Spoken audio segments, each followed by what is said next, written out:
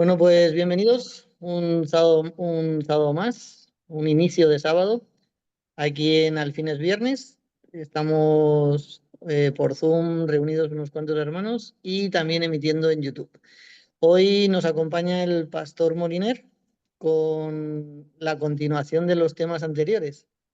Esta vez las fiestas de otoño. Así que, pastor, el tiempo es suyo. Muy bien, pues vamos a ponernos en manos del Señor con una oración y empezamos, ¿de acuerdo? Vamos a orar.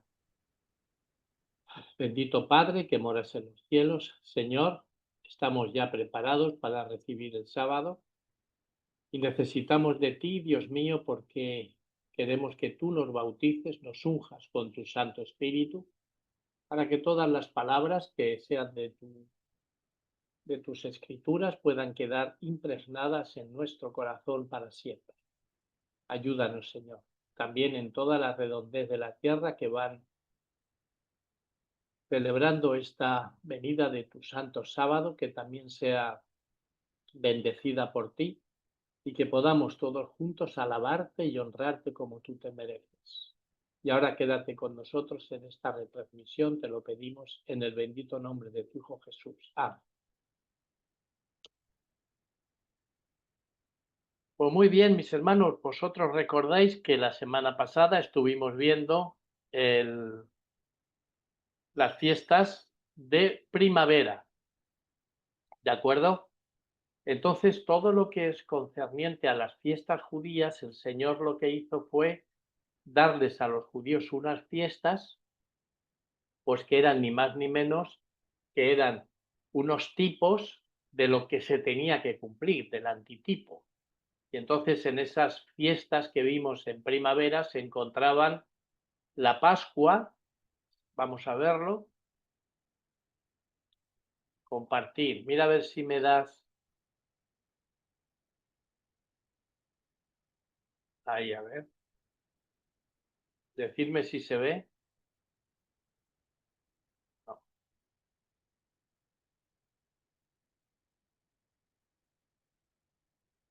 Ah, David,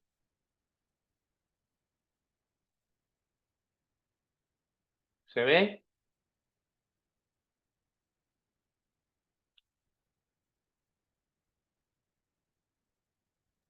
Sí, se ve perfecto.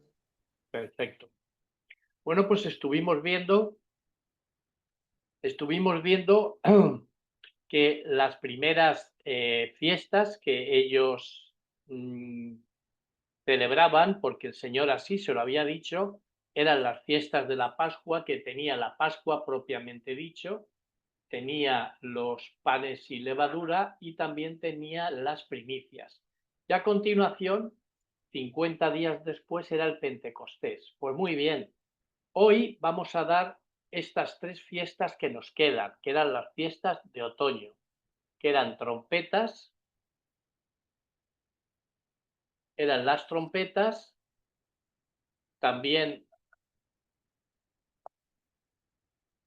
el Yom Kippur y las cabañas. Estas son las tres fiestas que se celebraban al final del año, en octubre, que era para ellos el comienzo de su año eclesiástico, porque estas fiestas ya marcaban el comienzo del año, porque nosotros nos vamos a dar cuenta que en las fiestas del Yom Kippur y Cabaña, bueno, pues eran perdonados todos los pecados y comenzaba el año sin ningún tipo de pecado.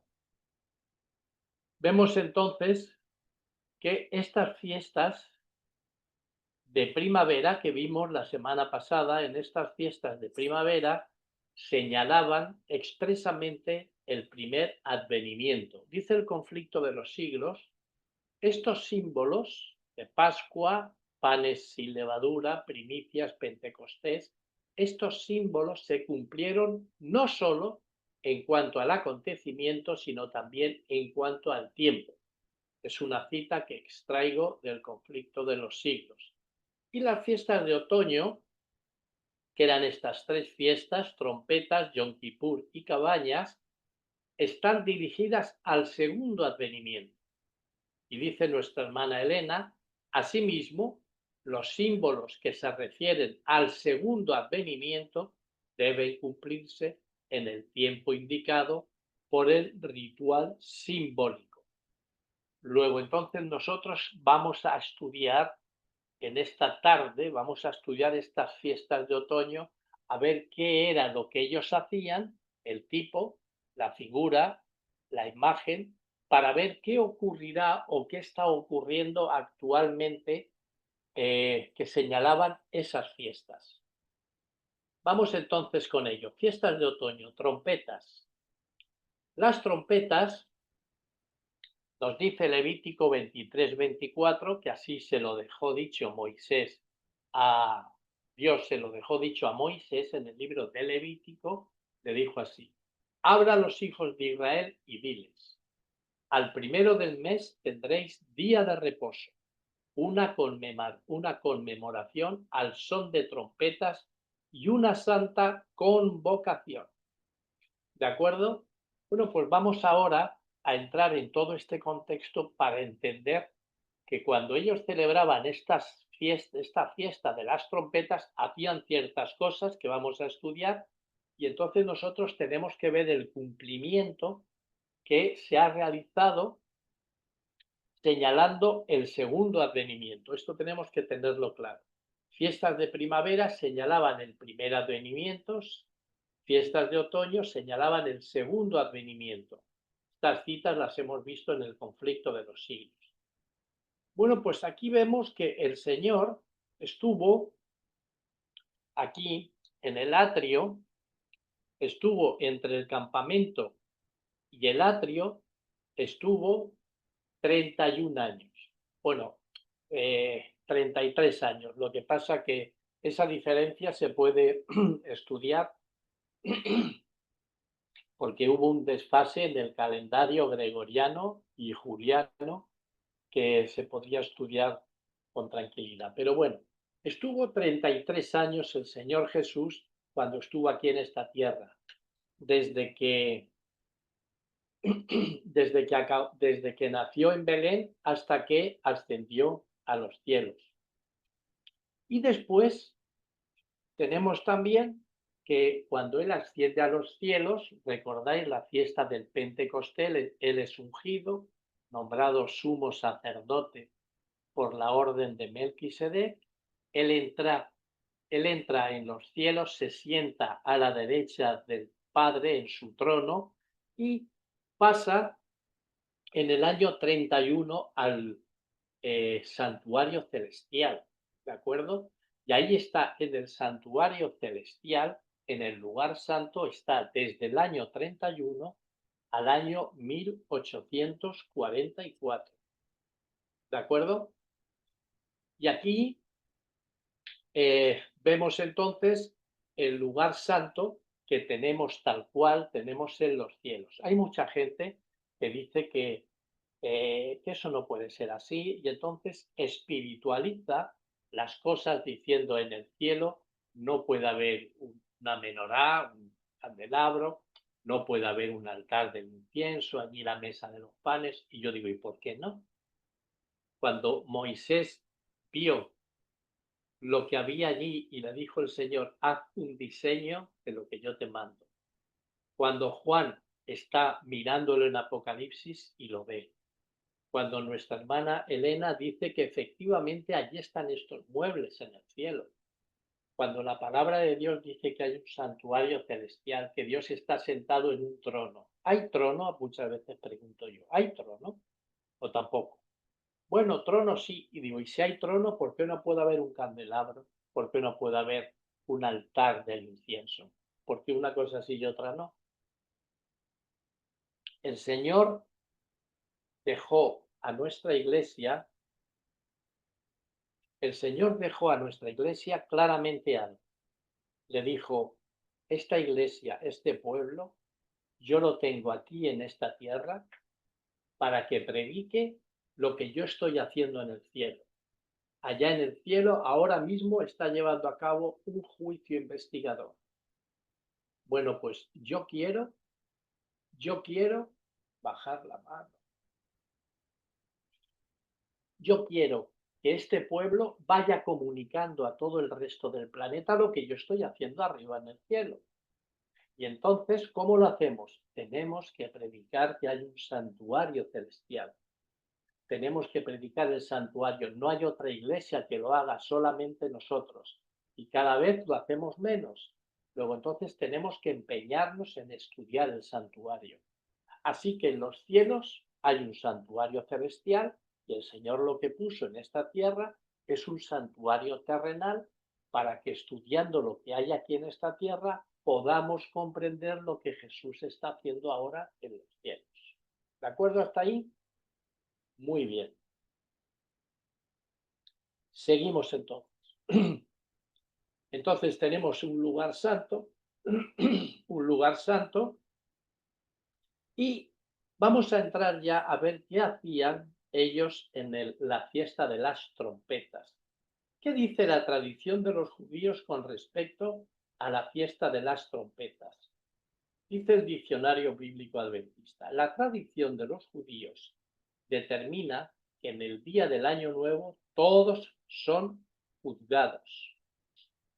Todos son juzgados por sus hechos del año anterior, pero la condenación de alguien no se determina hasta el 10º día en el Yom Kippur, el día de la expiación, por lo que aparentemente habría 9 días de gracia.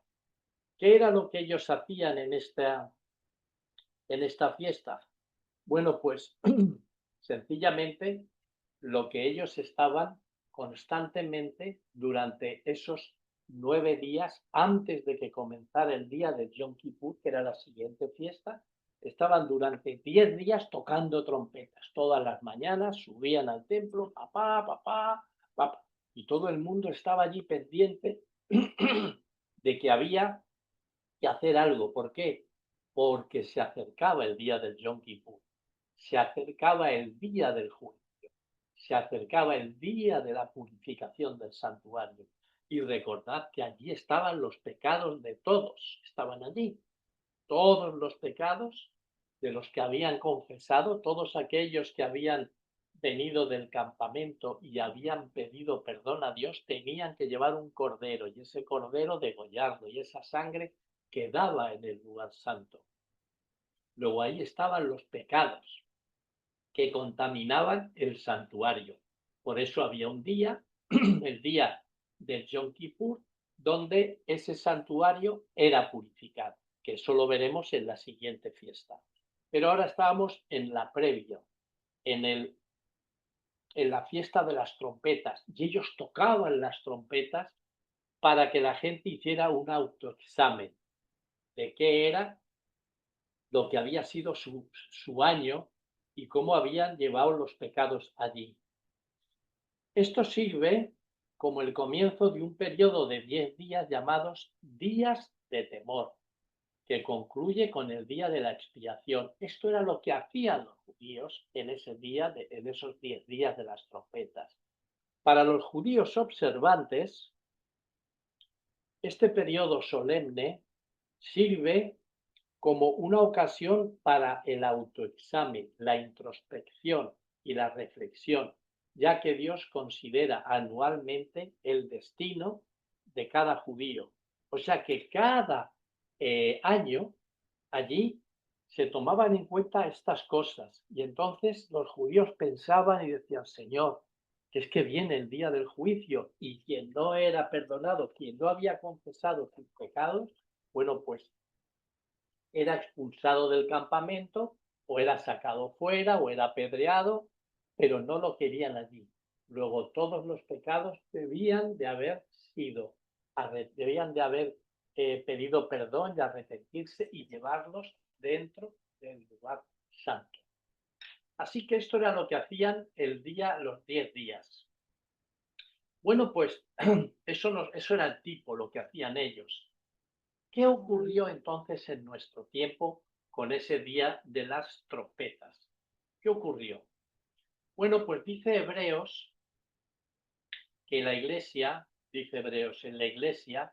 fueron apedreados, aserrados, puestos a prueba, muertos a filo de espada, anduvieron de acá para allá cubiertos de pieles de ovejas y de cabras, pobres, angustiados, maltratados, de los cuales el mundo no era digno, errando por los desiertos, por los montes, por las cuevas y por las cavernas de la tierra. Esto es una historia que voy a hacer yo desde el año 31 hasta 1800, un poquito antes de 1844, cuando esas trompetas empiezan a darse, ese sonido empieza a darse y la gente tenía que arrepentirse de todo lo que había hecho durante toda su vida. Pero la verdad es que nos dice aquí Pablo que desde que Cristo vino hasta hoy también en día, pero vamos a ponerlo hasta 1844, la Iglesia fue constantemente perseguida y aquí vemos cómo se encontraban. Así que durante todo ese tiempo, durante esos 18 siglos, del año 31 a 1844, toda la Iglesia verdaderamente lo pasó muy mal. El pueblo de Dios fue perseguido. Mirad, los apóstoles. Año 34, Esteban muere apedreado. Año 40, Tomás atravesado por lanzas.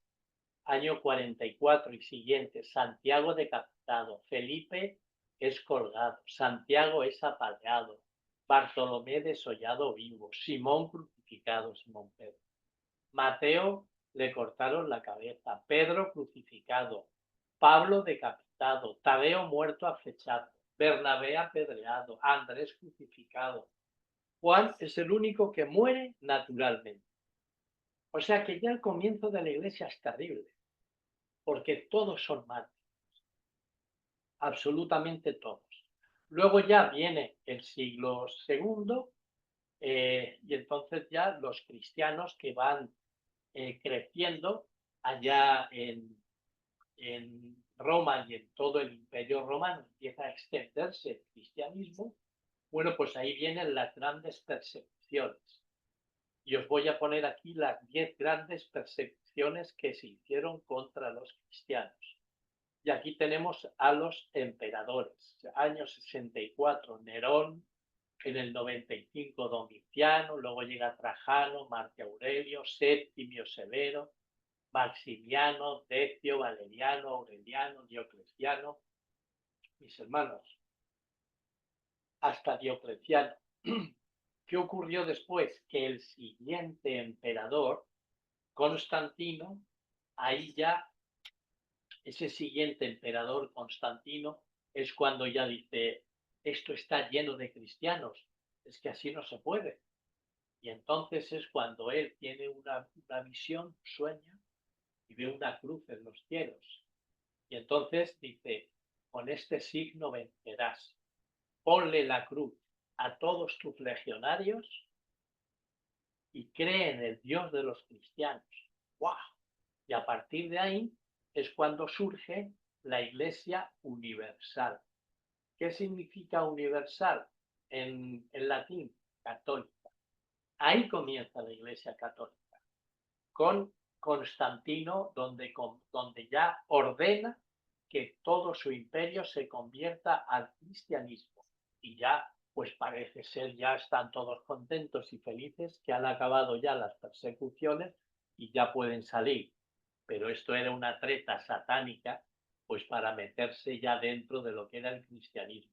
Aquí surge lo que es la Iglesia católica. Estamos hablando de comienzos del siglo IV. Bien, y aquí entonces aparece la Iglesia, ya pasamos al siglo VI, 538, donde ya oficialmente la Iglesia se une con el Estado desde el año 538, cuando Justiniano declara que el obispo romano es el obispo de obispos, sentador de doctrinas y perseguidor de herejes. Bueno, pues a partir de ya ese año, cuando Justiniano ya deja al obispo de Roma como papa, como padre de todos los cristianos, ahí empieza ya otra vez la persecución, pero de una manera desastrosa, de una manera muy sangrienta. Si con los emperadores fue sangrienta, con esta muchísimo más. Pero Dios siempre tuvo una iglesia que la representó perfectamente. Pasamos ya al año 1000, los valdenses creyentes en la Biblia, estos ya hasta guardaban el sábado, ahí en el norte de Italia, los valdenses. Y aquí, bueno, pues ya comienza la Iglesia Católica con el Santo Oficio, empieza el Santo Oficio de la Inquisición y empieza a perseguir a todos aquellos que leen la Biblia, a todos aquellos que ya se separan de la Santa Madre Iglesia Católica, Apostólica y Romana. Bueno, pues todo eso ocurre durante esos 16, 17 siglos que la Iglesia es perseguida. Y entonces comienzan a sonar estas trompetas, ¿de acuerdo? De una manera tipológica. Allí los judíos tenían esa fiesta de las trompetas que conllevaban a la gente a un autoexamen, a una a un mirarse dentro, a una autoinspección de lo que había hecho una persona porque se acercaba el Yom Kippur.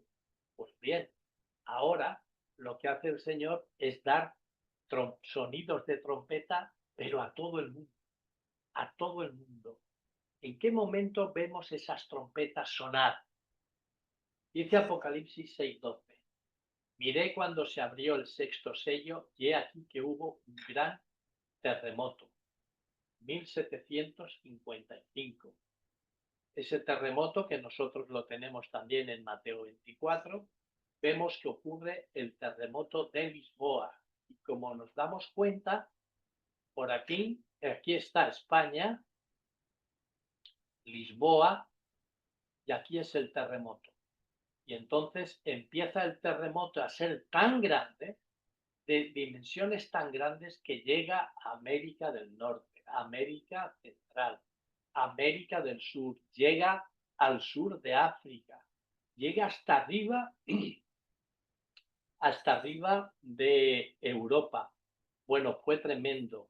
¿Y qué ocurrió? Bueno, pues que ahí la gente empezó a darse cuenta de que algo estaba pasando.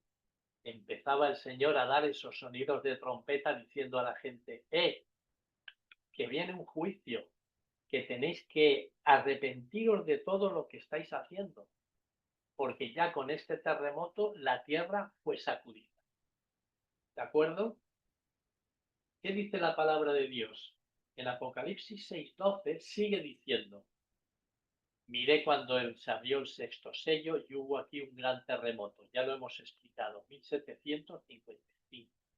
Y el sol se puso negro como tela de cilicio y la luna se volvió toda como sangre.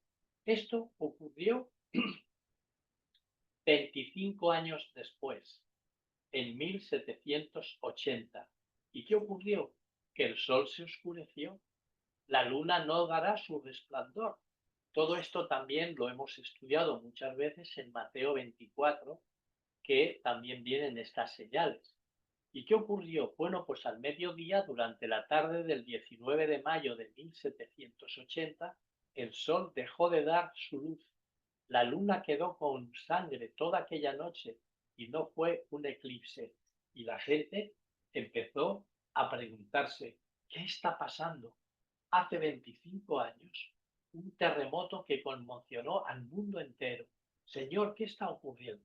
Ahora el sol se oscurece así de buenas a primeras. La luna por la noche se convierte, tiene color de sangre roja. Y eso todo estaba en la Biblia. Y la gente empieza a leer la Biblia. La gente empieza a leer la Biblia y empieza a hacerse preguntas. Señor, ¿qué está ocurriendo? Y hay un gran movimiento en todo el mundo con que algo va a pasar. Hubo un terremoto, ahora el sol se oscurece al mediodía, por la noche la luna, la gente empieza a leer la Biblia y empiezan a preguntarse cosas. ¿Qué está pasando? ¿Qué está ocurriendo? El Señor estaba dando ya sonidos de trompeta. ¡Ey! Que va a pasar algo. Eso ocurrió 25 años después del terremoto. Pero ¿qué más nos dice la Biblia? Bueno, pues aquí nos dice, si seguimos leyendo Apocalipsis 6:12, y las estrellas del cielo cayeron sobre la tierra, como higuera deja caer sus higos cuando es sacudida por un fuerte viento. ¿Qué ocurrió? Bueno, pues en 1833 ocurrió esto que también estaba siendo profetizado tanto en Mateo 24 como en Apocalipsis. ¿Y qué pasó? Bueno, pues aquí tenemos que hay datos de esta noche que ocurrió en noviembre 13 de 1833, y entonces ahí los está diciendo que empezaron a caer meteoritos, tantos y tantos millones de meteoritos, que la noche parecía de día. Antes, 50 años antes, se había oscurecido el sol. Ahora resulta de que la noche se convertía, había muchísima luz. ¿Qué estaba ocurriendo? La gente estaba leyendo la Biblia y ya estaba reconsiderando todo lo que estaba haciendo. Todas estas cosas ocurrieron para que la gente supiera que iba algo a ocurrir. Bueno, ¿y qué ocurrió después? Estábamos en 1833, empieza un gran movimiento en toda Norteamérica con Guillermo Miller, empiezan a predicar que Jesús viene, que atención, que el 22 de octubre Jesús viene, de 1844, y entonces ya pues sabemos que en 1844 algo no vino Jesús, pero sí que sabemos nosotros que pasó Jesús del lugar santo al lugar santísimo. Y entonces, ¿qué se vio? Vi volar por en medio del cielo a otro ángel que tenía un evangelio eterno para predicarlo a los que habitan sobre la tierra, el mar. A ver,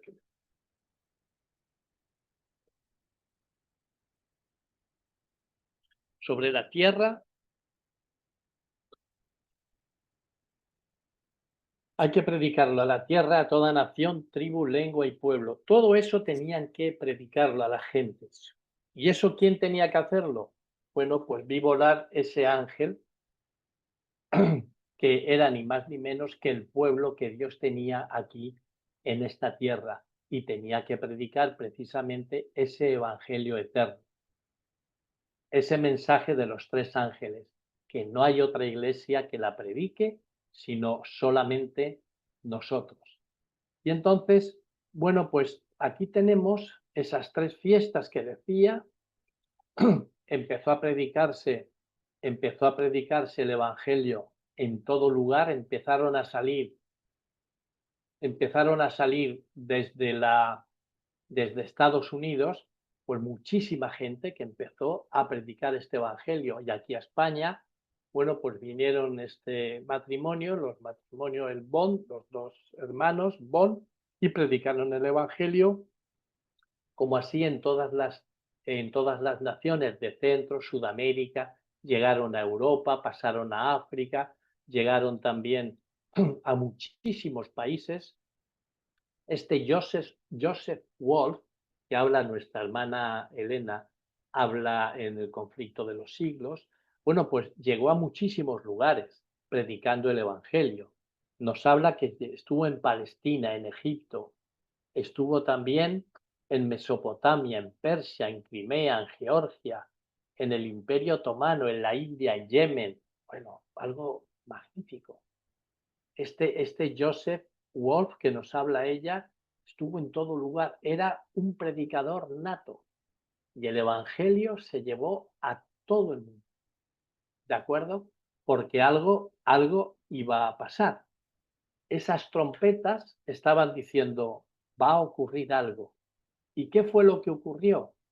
Bueno, pues si seguimos con las fiestas judías, el que entiende las fiestas judías claramente entiende qué fue lo que pasó. según las fiestas judías, pasamos al día del Yom Kippur. Vemos que en esa fiesta de las trompetas, primeramente, en esas fiestas de las trompetas, anunciaban que venía el día del Yom Kippur. El Señor, como decía nuestra hermana Elena, estas fiestas apuntan al segundo advenimiento. Durante todos estos señales que estaban, todas estas señales anunciaban que un Yom Kippur antitípico iba a suceder. ¿Y qué fue lo que sucedió? Pues vamos a verlo. Dice así lo que ellos hacían, la fiesta del Yom Kippur, Levítico 23. A los 10 días de este mes séptimo será el día de expiación, el Yom Kippur. Tendréis santa combinación y afligiréis vuestras almas y ofreceréis ofrenda encendida a Jehová. Ningún trabajo haréis en este día, porque es día de expiación para reconciliaros delante de vuestro Dios. ¿Y qué era lo que hacían? Bueno, pues ni más ni menos vamos a repasar lo que hacía el sumo sacerdote ese día del Yom Kippur, que se encuentra esta noche antes de iros a dormir, leéis Levítico 16, que ahí está el día del Yom Kippur. Y vamos a extraer los versículos que más resaltan para que entendamos qué era lo que ellos hacían, para entender qué es lo que se hace ahora. Bueno, pues allí lo que ellos hacían era lo que sigue. En Levítico 16 dice: el sumo sacerdote de la congregación de los hijos de Israel tomará 2 machos cabríos para expiación. 2 machos cabríos. Y entonces esos 2 machos cabríos los presentaba aquí, estaban los 2 vivos. ¿Y qué ocurría? Bueno, que eran echados a suertes, se echaban a suertes, y entonces uno caía por Jehová y otro caía por Azazel. Y para entender ahora todo lo que va a ocurrir con este macho cabrío, tenemos nosotros que repasar qué era lo que hacían. Cuando la suerte caía sobre el macho cabrío por Jehová, este era sacrificado. Y este otro, era dejado vivo, pero este era sacrificado. ¿De acuerdo? Repasemos qué era lo que hacían los judíos cuando pecaban. Cuando pecaban en el campamento, se acercaban al santuario con un cordero. Aquí veis. Aquí veis el cordero. Bien. Aquí veis el cordero. Y entonces entraban dentro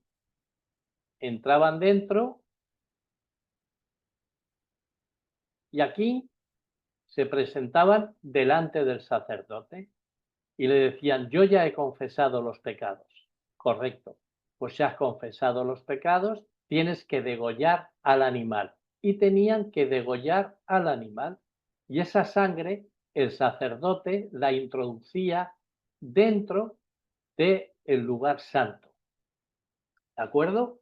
Y entonces el pecado de este judío pasaba de aquí arriba hasta aquí. Y ahí dentro, y aquí dentro, y aquí dentro se encontraban los pecados. Vamos a borrarlo.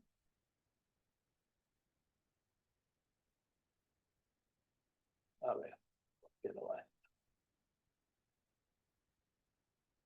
¿De acuerdo? El pecado llegaba hasta aquí, entraba dentro, y una vez que entraba dentro, aquí se encontraban todos los pecados, porque aquí había asperjado la sangre el sacerdote. Y los pecados de todos los judíos estaban en el santuario. Entonces, una vez que estaban en el santuario, el sumo sacerdote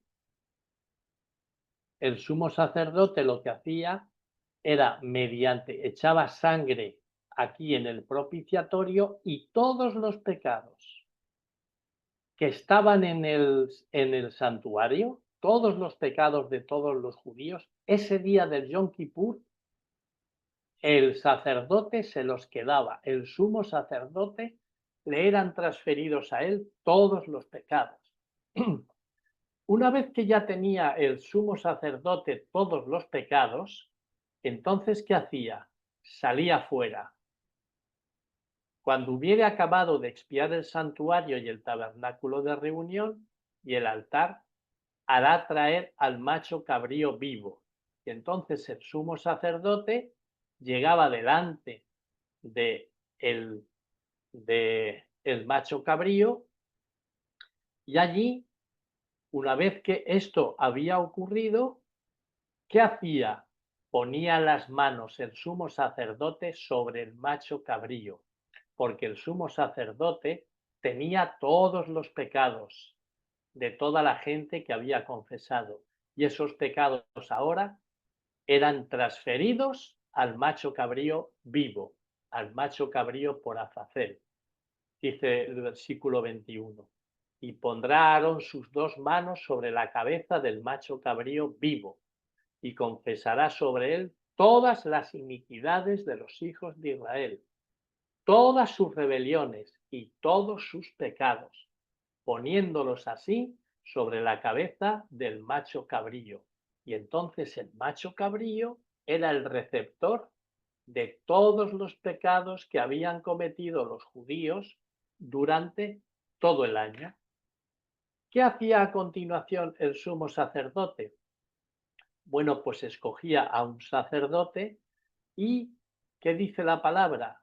Y lo enviará al desierto por mano de un hombre destinado para esto.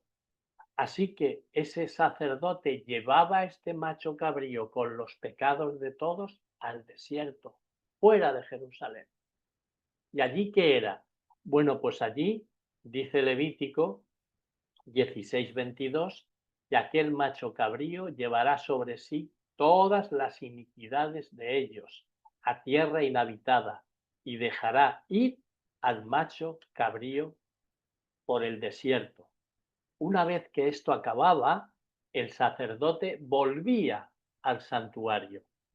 Y una vez que volvía al santuario, le decía al sumo sacerdote, le decía, el macho cabrío por Azazel, el que tenía todos los pecados de toda la gente que había pedido perdón, ya ha sido dejado al desierto, ya se quedaba en el desierto. Entonces el sumo sacerdote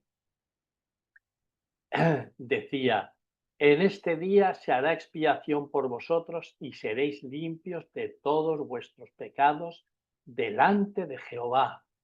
El santuario está purificado. Y volvían otra vez, y volvían otra vez a empezar un nuevo año litúrgico. ¿Habéis comprendido hasta aquí todo el desarrollo? Perfecto. Bueno, pues entonces todo esto era lo que se hacía en el Yom Kippur. Ahora, esto era el tipo, que era lo que hacían, pero ahora nosotros tenemos que ver qué es el antitipo. Aquella figura, aquella imagen, aquel ejemplo que ellos hacían, ¿qué es lo que significa hoy en día? ¿Qué es lo que nosotros tenemos que saber? Porque compete a nuestras vidas. Así que atención, porque ahora vamos a ver qué era lo que significaba todo aquello. El antitipo del Yom Kippur o el día de las expiaciones. Aquí, ¿qué ocurrió? ¿Qué ocurrió en el santuario celestial en 1844? Dice Daniel 8:14, hasta 2300 tardes y mañanas y luego el santuario será purificado. ¿Qué fue lo que ocurrió exactamente? Si vamos nosotros a el libro de primeros escritos de nuestra hermana, Elena White, dice lo siguiente. vi al Padre levantarse del trono, porque estaba el Padre en el lugar santo. Recordáis, ¿verdad? Que estaba en el lugar santo. Y entonces dice que vio al Padre levantarse del trono y en un carro de llamas entró en el lugar santísimo, al interior del velo, y se sentó. O sea, el Padre fueron a por él, vio a ese trono que se levantaba y fue llevado al lugar santísimo, ese 22 de octubre de 1844. Después de eso, un carro de nubes entró a donde estaba Jesús. Él entró en el carro y fue llevado al lugar santísimo donde el Padre estaba sentado. Ahora están los dos sentados, ¿dónde? En el lugar santísimo. Acabó el ministerio de intercesión en el lugar santo y ahora los dos pasan al lugar santísimo. ¿Cuándo? Ese octubre de 1844. Luego, dice nuestra hermana en, en este libro, estamos viviendo ahora, este libro es Cristo en su santuario. Estamos viviendo ahora en el gran día de la expiación. Ahora, todo aquello que hacían ellos simbólicamente, ahora estamos en ese día de la expiación. Eso que hacían ellos durante un día, el día del Yom Kippur, ahora estamos ahí desde 1844, estamos viviendo el gran día de la expiación. Cuando en el ritual simbólico el sumo sacerdote realizaba la propiciación por Israel, todos debían afligir sus almas, arrepentirse de sus pecados y humillarse ante el Señor si no querían verse separados del pueblo. Hoy no estamos para celebraciones, hoy no estamos para juergas, hoy no estamos para diversiones, hoy estamos en ese día de la expiación diciendo, Señor, Señor, yo quiero estar contigo. Dios mío, perdona mi pecado. Señor, a tu lado siempre quiero estar. Y entonces no podemos desviar la mirada de todo eso que Dios nos ha dicho. Esta iglesia yo la he elegido para que prediquemos estas cosas, porque estamos en un día de juicio, en un día de análisis, de autointrospección, de autoanálisis. Hoy estamos para decirle, Señor, Dios mío, que estamos acabando ya todo esto. Así que el Señor nos dice en esta fiesta del Yom Kippur, nos dice lo siguiente. Aquí recordáis que los pecados de ellos estaban en el santuario. Nuestros pecados ahora, ¿dónde están? En el santuario celestial. Y en el santuario celestial tenemos un sumo sacerdote. Ellos tenían uno. Nosotros tenemos a nuestro sumo sacerdote. ¿Y qué dice la palabra de Dios? Todos nosotros nos descarriamos como ovejas. Cada cual se apartó por su camino. Y Jehová, Jesús, nuestro sumo sacerdote, cargó sobre él la iniquidad de todos nosotros. Por eso, el sumo sacerdote que tenían ellos se quedaba con todos los pecados. Hoy es Jesús quien carga con todos nuestros pecados. Jesús en la cruz, en el atrio, nos perdonó los pecados. ¿De acuerdo? Nos los perdonó. Pero Él, nuestros pecados, entran dentro del lugar santo, en el santuario celestial, y ahora Él carga con esos pecados. Allí nos los perdona y ahora Él carga con aquellos pecados. ¿Y qué hacía el sumo sacerdote? Salía ¿de dónde? El sumo sacerdote salía del lugar santísimo y se ponía delante del macho cabrío por Azazel, ¿de acuerdo? Y cuando salía, él depositaba las manos sobre él. ¿Qué simboliza ese salir del sumo sacerdote al atrio para encontrarse con Azazel? ¿Qué es lo que simboliza eso? ¿Cuál es el antitipo? Pues efectivamente, ni más ni menos, esa salida es que cuando nuestro sumo sacerdote se cambien las ropas de sacerdote por las ropas reales, vendrá a esta tierra. ¿Con qué? Con todos los pecados, con todos los pecados de todos nosotros. Ese salir el sumo sacerdote del lugar santísimo al atrio simboliza que Cristo sale de su santuario celestial en el lugar santísimo y se acerca al atrio. ¿A dónde? A la tierra. ¿Y qué ocurría? Bueno, pues que ese sumo sacerdote lo que hacía era que depositaba todos los pecados sobre ese macho cabrío. ¿Cuál es el antitipo? ¿Cuál es la realidad de aquella figura, de aquel símbolo? ¿Qué es? Bueno, pues ni más ni menos que cuando venga Jesús, ¿a quién le va a depositar todos esos pecados? Pues perfectamente, se lo depositará al macho cabrío por Azazel que simbolizaba Satanás. Satanás carga con todos nuestros pecados, que él es el responsable. Y después era llevado ese, eh, ese macho cabrío, era llevado al desierto. ¿Qué ocurre entonces con Satanás? Bueno, pues que sencillamente lo que nos dice Apocalipsis 20, y prendió al dragón, es ese macho cabrío, Azazel, la serpiente antigua, que es el diablo y Satanás, y lo ató por 1000 años y lo arrojó al abismo.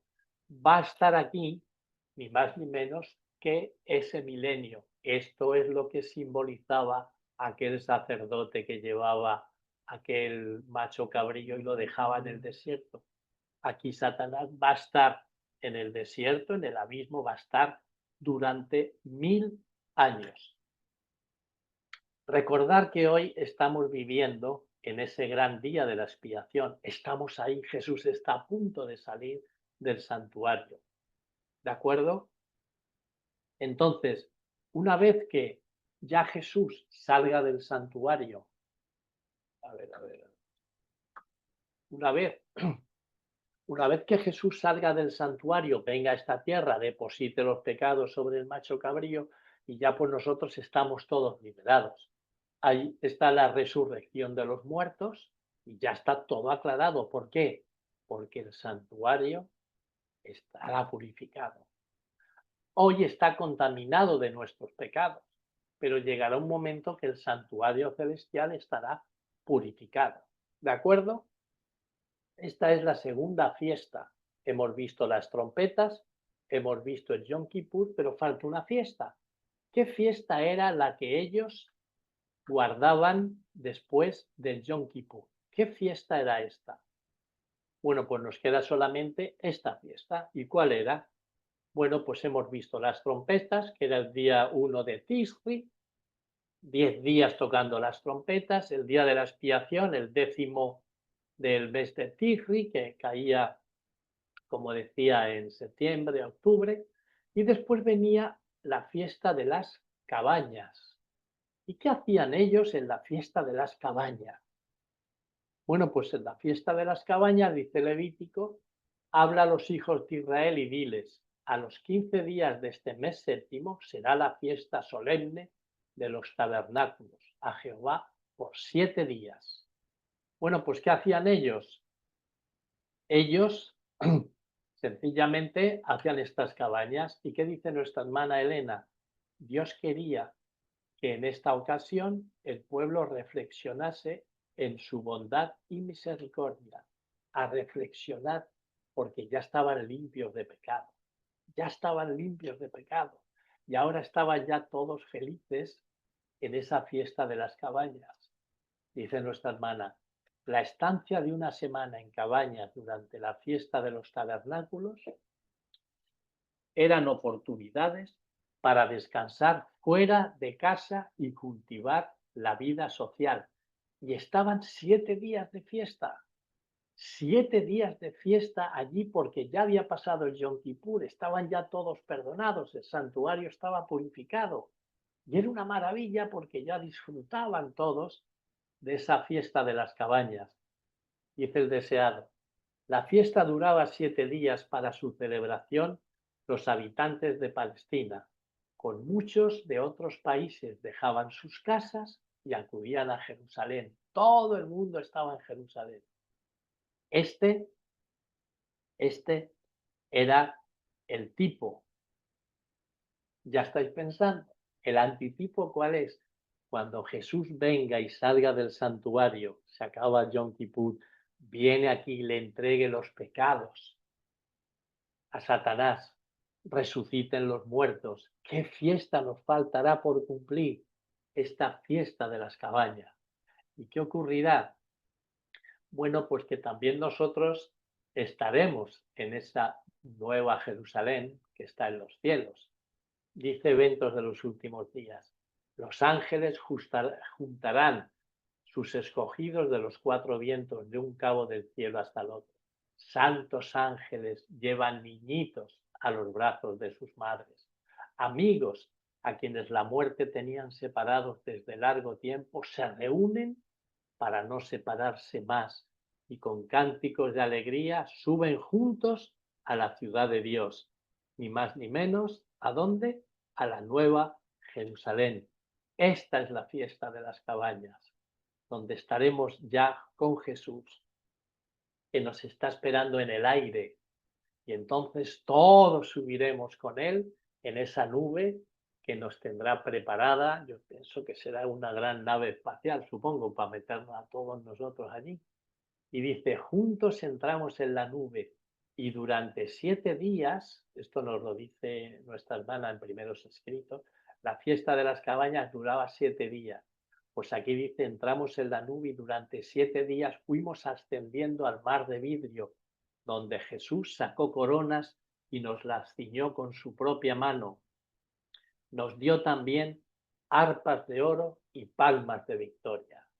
Mis hermanos, el tipo lo tenemos en las Sagradas Escrituras, donde los judíos estaban felices y contentos con esa fiesta de las cabañas. A nosotros que estamos ahora en la fiesta del Yom Kippur, reflexión, oración, meditación, cumplir con nuestra misión de dar a conocer el Evangelio, porque cuando acabe esta fiesta, el Señor vendrá y ya estaremos en esa fiesta de las cabañas y durante 7 días marcharemos a la nueva Jerusalén que Dios nos tiene preparado para nosotros. Y allí, mis queridos hermanos, estaremos ya felices y ya durante 1000 años. Y luego ya volveremos a esta tierra, estaremos ya apasionadamente y eternamente con Jesús, que será nuestro Dios, y nosotros seremos su pueblo. Ya viviremos eternamente a su lado. Acaban estas fiestas, mis queridos hermanos, y todo vuelve a ser como antes, en un principio, como en el jardín del Edén. Y allí estaremos ya eternamente con nuestros seres queridos y estaremos ya felizmente, eternamente, al lado de nuestro Dios. Estas son las fiestas judías, tanto de primavera como de otoño, que es ni más ni menos un tipo del antitipo de lo que ya ocurrió en el primer advenimiento, fiestas de primavera y las fiestas de otoño, que estamos ahora en la de Yom Kippur, nos falta solamente la de fiesta de las cabañas, que nos iremos y estaremos ya eternamente con él. Que el Señor nos bendiga, que el Señor nos guarde y aquí estaremos, bueno, pues predicando el Evangelio y dando a conocer estas maravillas. Pues muy bien, David, si hubiera alguna pregunta bien y si no, pues acabamos. Teníamos una pregunta, muchas gracias, pastor. Teníamos una pregunta, Rubí nos decía que ¿quién degollaba el cordero? ¿Si el sumo sacerdote o el que confesaba el pecado? Bueno, pues es una buena pregunta porque quien tenía que degollar el cordero no era ni más ni menos quien que había pecado, porque el judío que llegaba allí tenía que escoger el cordero, que lo había criado él durante un año, y tenía que llevarlo allí. Y al sacerdote le decía, he pecado. El sacerdote le decía, ¿has traído el cordero? Sí, es este, perfecto. Aquí tienes la daga. ¿Quién ha pecado? Tú, mátalo tú. Este es el tipo ¿El antitipo cuál es? El antitipo es que nosotros cuando pecamos también estamos derramando la sangre de Jesús otra vez, estamos crucificando a Jesús y diciéndole, Señor, por favor, otra vez. Aquellos judíos que mataban a aquellos corderos les sabía muy mal. Cuando tú predicas esto o hablas con esto a la gente se escandaliza, ¿no? Y dice, ¿pero qué culpa tiene el cordero? Digo, ninguna. La culpa la tenía el judío. Por eso te dicen lo mismo. ¿Qué culpa tenía Jesús? Ninguna. El culpable eres tú. Tú eres el que has pecado y tú eras el que tenías que morir. Pero Él ha dado su vida para que tú vivas. Pero tú tienes que matarlo. Yo. Pero si fueron los judíos los que lo mataron, seguro. Seguro que fueron los judíos. Ah, no, no fueron los romanos. Seguro que fueron los romanos. A Cristo lo crucificaron mis pecados y tus pecados, porque Él dio su vida, derramó su sangre por ti. Cada vez que uno comete pecado, Jesús llora y dice, no han comprendido nada todavía. Pero bueno, hasta que lo comprendan, yo estaré aquí perdonándoles siempre. Pero cada vez que hacen una cosa así, a mí me daña mucho, porque Satanás se presenta delante de Jesús y le habla y le dice, ¿no decías que Javier era... Pues mira lo que ha hecho. Lo sé, y me duele mucho. Pero también es verdad que Javier lo ha entendido, ha pedido perdón y yo lo perdono. Y eso es lo que nos hace seguir viviendo, la esperanza de que un día abrazaremos a nuestro Señor Jesús, al Cordero de Dios que quita el pecado del mundo. Amén. Bueno, pues si le parece, vamos a terminar con una oración. Perfecto. ¿La hace, por favor? Vamos ahora. Bendito Padre que estás en los cielos, te damos gracias, Señor, por estos momentos de recibimiento de tu sábado, de tu santo sábado que queremos, Dios mío, que tú estés siempre en nuestra mente. Nosotros, olvidando ya todos los deberes que hemos tenido durante 6 días, ahora ya conectamos contigo, Dios mío. Estamos a tu lado estudiando tu palabra, profundizando en ella y dando a conocer estas maravillas. Tú tienes todo el poder para que nosotros tengamos también ese poder para vencer al pecado, pero queremos hacer las cosas que tú nos has dicho. Señor, te pedimos que nos aumentes la fe cada día. Te pedimos que nos bautices cada día con tu Santo Espíritu. Que si hay algo malo en nuestro ser, en nuestro cuerpo, tú lo quites, Dios mío. Si no nos damos cuenta, haznoslo recordar o sencillamente haznoslo ver, porque queremos estar limpio, tener este templo limpio para que tu Santo Espíritu pueda morar en él. Y gracias, Señor, porque tú nos dejaste todas estas fiestas, todos estos símbolos, todos estos tipos en la palabra de Dios para que podamos comprenderla, darla a conocer. Y ahora, Señor, bendice a cada uno de nuestros hermanos que están aquí presentes escuchando esta meditación y también a aquellos que no han podido venir, pero que también están recibiendo el Santo Sábado en sus hogares. Cuídales y bendíceles. Danos esta noche un feliz descanso y que mañana podamos también disfrutar de la compañía de nuestros hermanos y también de tu presencia en nuestros corazones. Agradecido te lo pedimos en el bendito nombre de tu Hijo Jesús. Amén.